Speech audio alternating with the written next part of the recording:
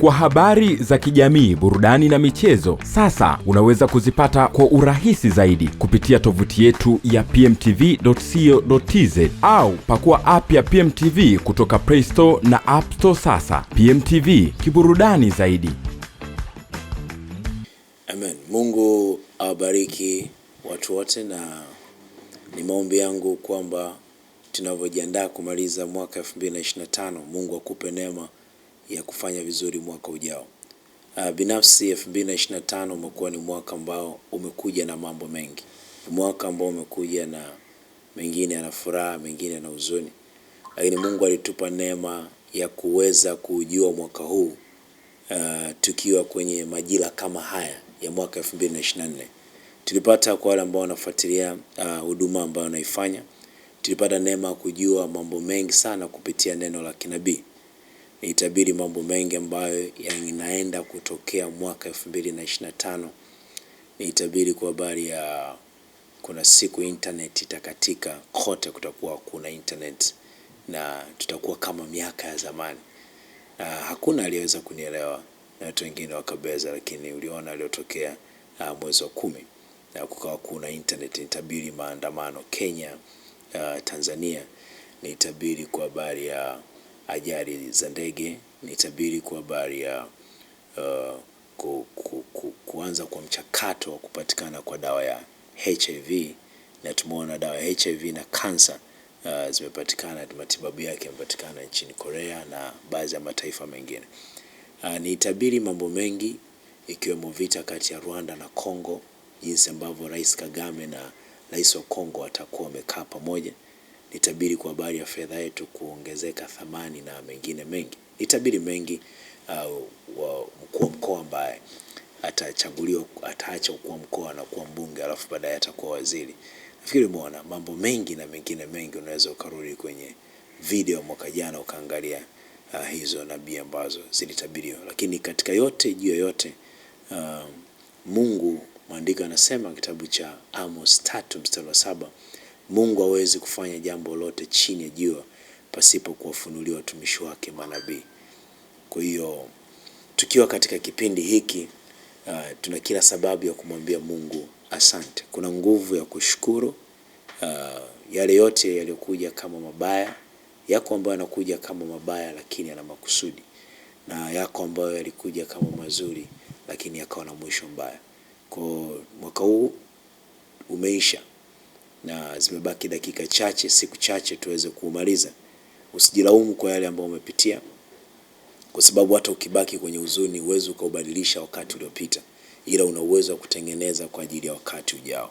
Nikutie moyo wewe unayefanya biashara, wewe unayetafuta, wewe uliajiliwa, wanafunzi, watu wote.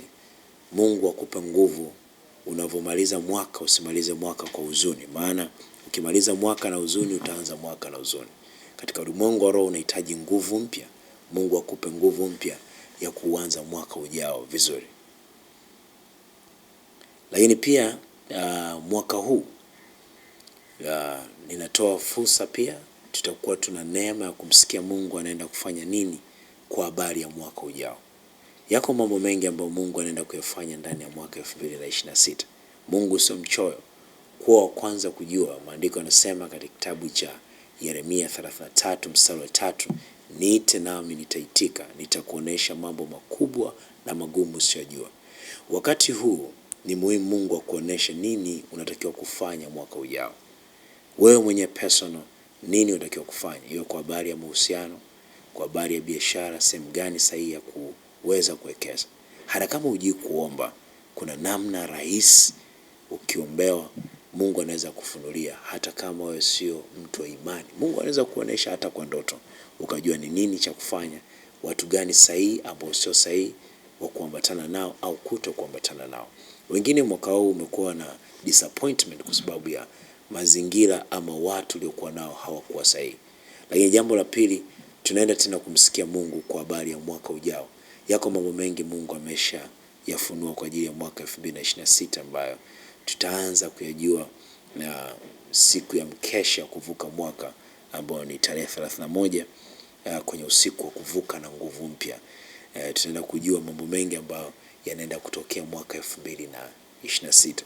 Kuwa wa kwanza kuyajua. Yako mengi sana ambayo Mungu anaenda kuyafanya. Jambo mojawapo ambalo ni very amazing. Mungu anaenda kuachilia neema kwa vijana. Mungu anaenda kuachilia vyema kwa vijana, na neema mojawapo ambayo anaenda kuachilia mwaka ujao, utashuhudia vijana wengi sana wanaenda kuwa mabilionea.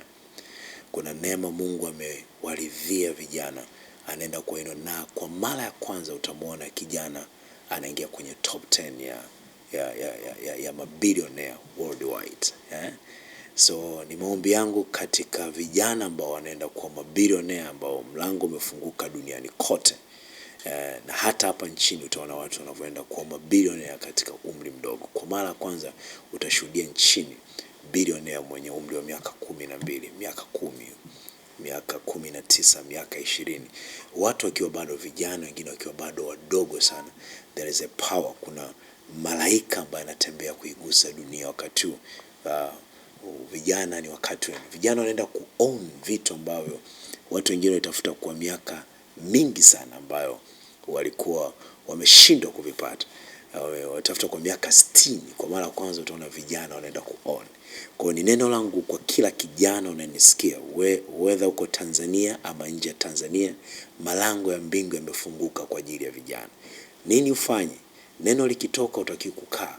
Neno likitoka unatakiwa uanze sasa kujibidisha. Mungu hawezi kumwacha mtu mwenye bidii. Kumbuka Biblia inasema katika kitabu cha Mithali, see thou a man who is diligent in his business shall stand before kings. Je, umemwona mtu mwenye bidii katika kazi yake? Atasimama mbele ya wafalme, hatasimama mbele ya watu wasiokuwa na cheo. Jiandae kijana, ili neno ni la kwako, na kama unaamini basi lipokee na uamini kabisa, na tarehe kama leo tutakutana as a billionaires in dollars, not in shillings. God bless you.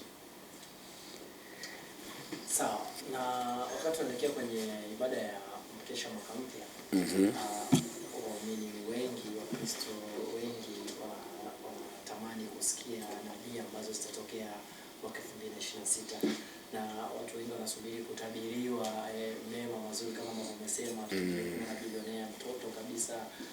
Kwako sasa, zungumza na wale vijana ambao wengi wanalia, hasa wakiwa kwenye maisha magumu, wanatamani kupata mwanga, wanatamani kupata njia. Nini ambacho ukifanya? Nini ambacho unakiona kwao? Nachoweza kusema ni kwamba usizalau mwanzo mdogo, wala usizalau kile ambacho Mungu amekupa.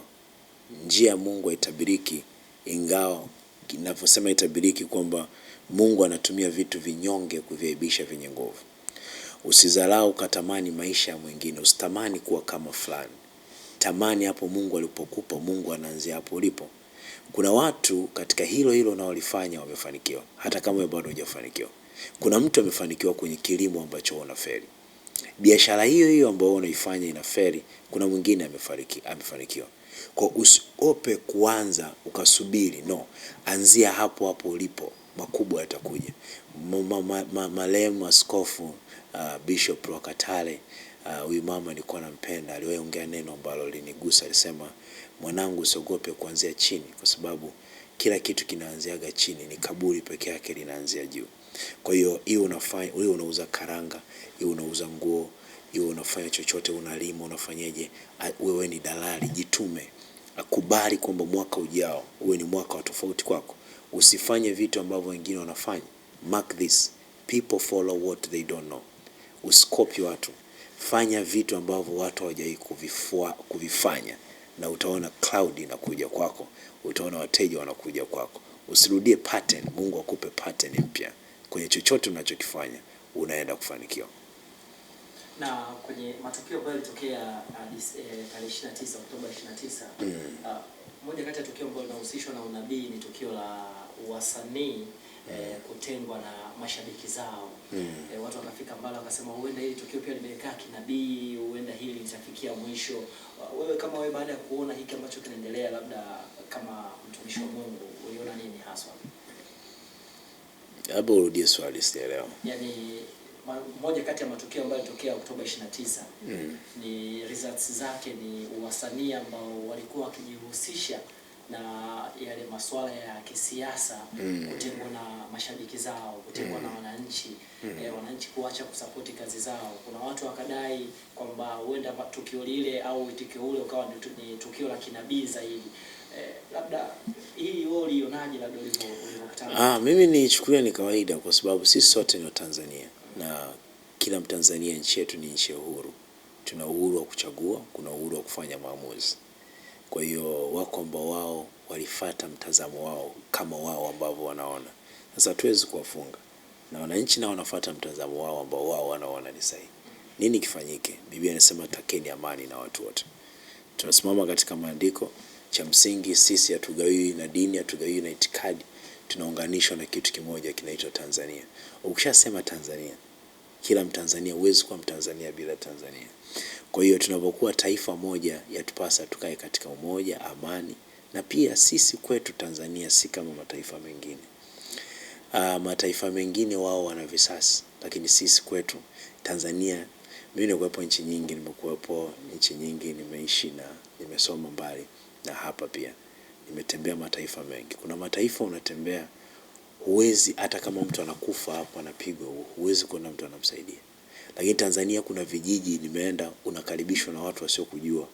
Mtu amepotea, watu wanakukaribisha, wanakupa maji, unaishi. Ndio maisha yetu sisi wa Tanzania. Kwa hiyo tusisahau asili yetu. Asili yetu sisi ni upendo, amani na umoja. Kuanzia wenye mamlaka na ambao hawako kwenye mamlaka.